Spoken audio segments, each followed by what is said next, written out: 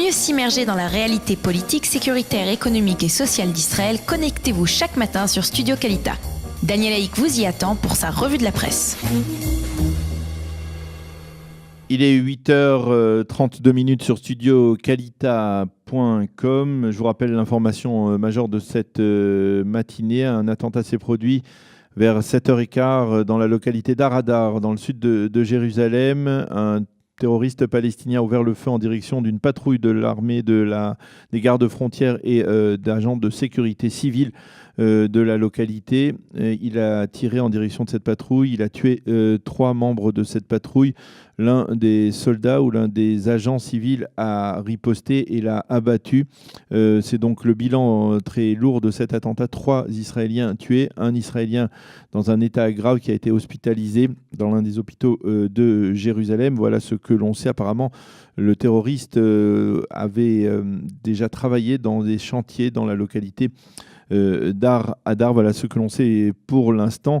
Nous allons vous livrer la revue de la presse et des médias israéliens, bien entendu des médias, des sites d'information qui sont maintenant focalisés entièrement sur cette information tragique de ce début de matinée, donc cet attentat à Radar. Mais nous avions prévu de commencer cette revue de la presse par ce qui pouvait bien s'avérer être une fake news, puisque le site Walla a annoncé en ouverture ce matin, avant donc l'attentat à Radar, que selon des experts américains, bien, les images du lancement du missile balistique iranien qui a été tiré il y a quelques jours et qui serait d'une portée de 2000 km, eh bien, ces images seraient un montage. Il s'agirait d'un ancien lancement de missiles qui aurait lui-même échoué. Selon ces experts américains, l'Iran ne dispose pas de la capacité d'envoyer de tels missiles pour frapper une cible à quelques 2000 km de portée. C'est une information que l'on trouve donc ce matin sur le site Walla.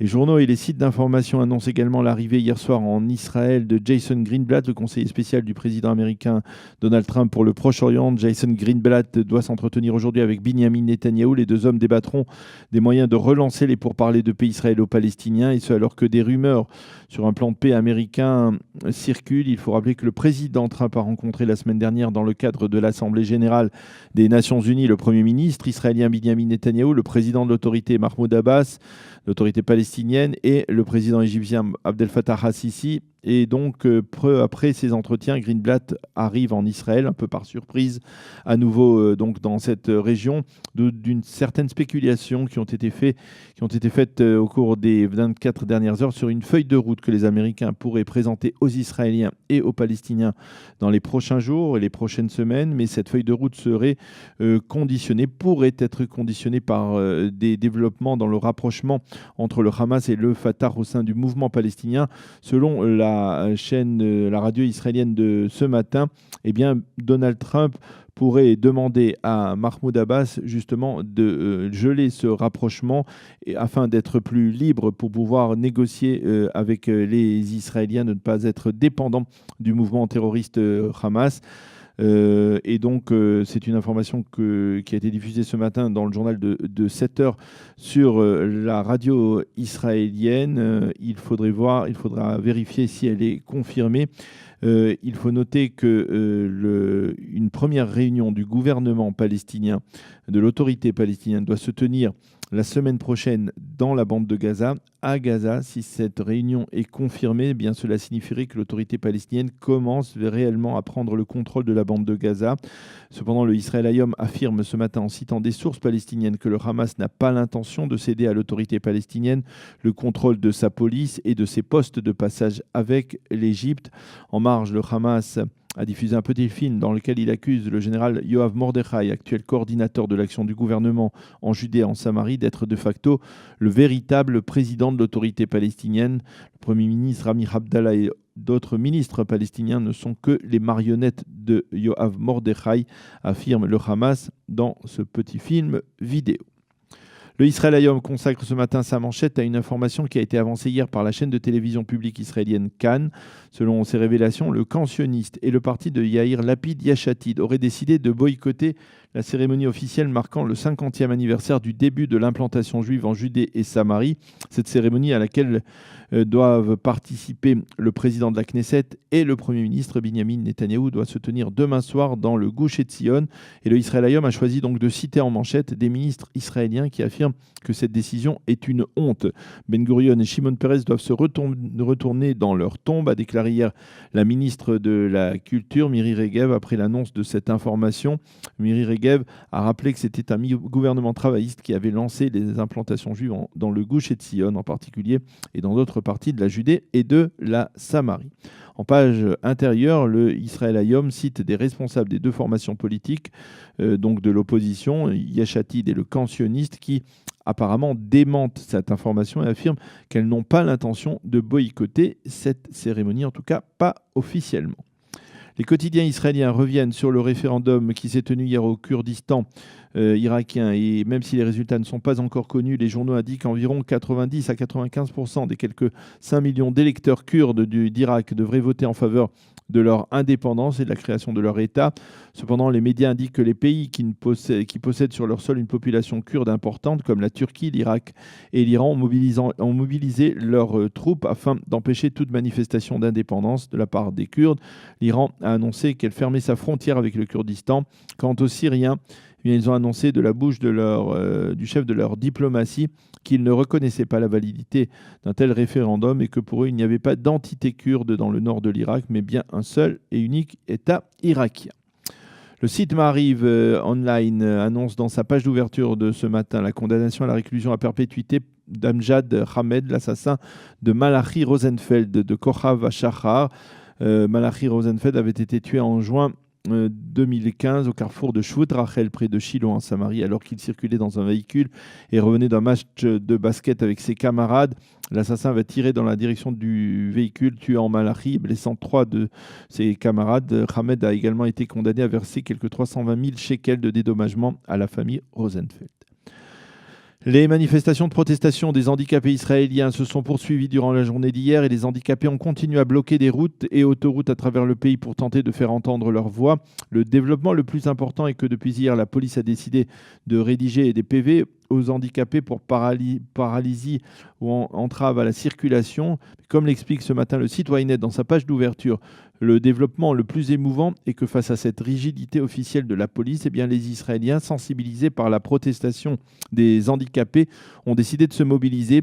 En effet, à l'issue d'une initiative personnelle, un fonds de collecte a été ouvert afin de permettre aux handicapés de payer justement ces amendes, ces PV que la police leur avait dressés.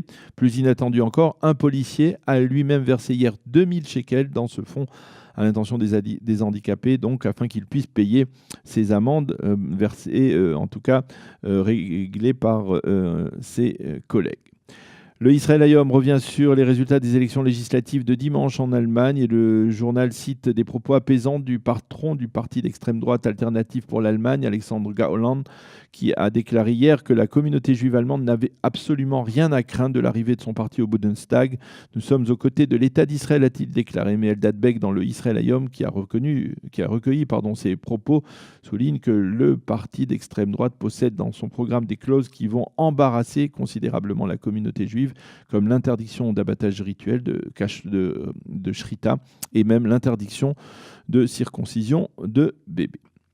Le journal économique Calcalist publie ce matin les résultats d'une enquête menée par l'OCDE auprès des pays membres de cette organisation. L'enquête consistait à vérifier dans quel pays la population faisait le plus confiance à ses autorités gouvernementales et dans quel pays elle ne leur faisait pas confiance. C'est la Suisse et l'Indonésie qui sont arrivés en tête de ce classement de confiance, avec 80% de la population qui fait confiance à son gouvernement. Israël, sachez-le, se situe légèrement au-dessus de la moyenne avec 44%.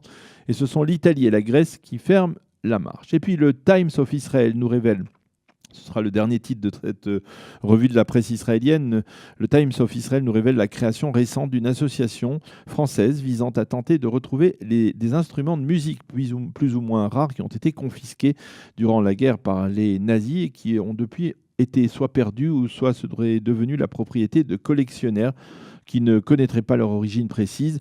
Cette association Musique et Spoliation a été créée en France par Pascal Bernheim, et par une amie à elle. Les deux femmes ont décidé de se lancer dans ce travail titanesque de recherche afin de tenter de retrouver ces instruments de musique spoliés par les nazis. De nombreuses œuvres d'art spoliées ont pu être restituées à leurs détenteurs légaux au cours des 60 dernières années. Il n'y a pas de raison qu'il n'en soit pas de même pour les instruments de musique, affirme Pascal Bernheim. C'est une information que l'on peut trouver dans la partie française, dans l'édition française du Times of Israel. Voilà, c'est la fin de cette revue de la presse et des médias.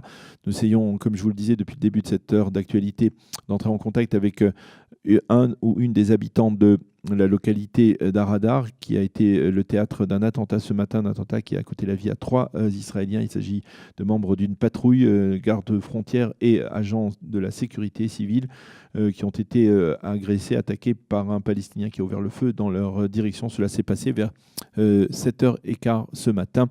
Nous espérons avoir donc une habitante ou un habitant de cette localité. En attendant, nous allons marquer une petite pause et nous allons recevoir notre second invité qui est le docteur Alain Michel. Je vous le disais, Alain Michel a initié un programme d'études détaillées du mémorial du Yad Vashem, des différents sites du mémorial du Yad Vashem. Il nous en parlera. Il nous expliquera quelle est la teneur de ce programme qu'il a donc initié. Ce sera dans quelques instants sur studiocalita.com. Pour mieux s'immerger dans la réalité politique, sécuritaire, économique et sociale d'Israël, connectez-vous chaque matin sur Studio Kalita. Daniel Haïk vous y attend pour sa revue de la presse.